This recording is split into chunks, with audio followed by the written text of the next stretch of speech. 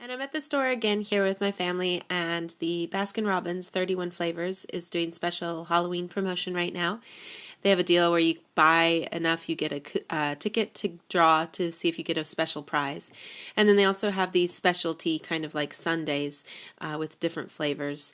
A special couple of flavors for Halloween, and then these cute little like decorative sundaes that look like little guys, and then this cool spooky Halloween one here too. Always every year they've been doing this for a while, so it's a lot of fun.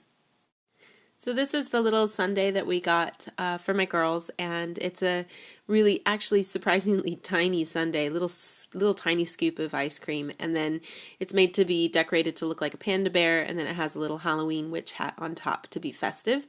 It's about 400 yen, which is ridiculously overpriced, but it's super cute and makes for a fun celebration of the season. So here they are enjoying the ice cream.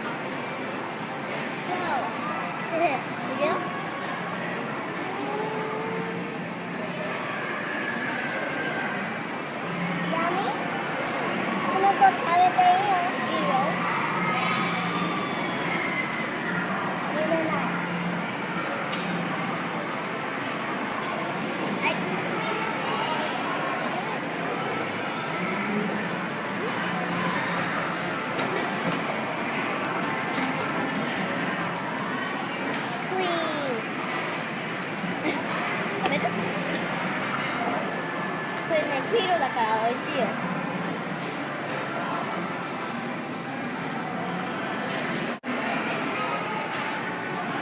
このコップ整理しとった方がいい。かわいいもんね。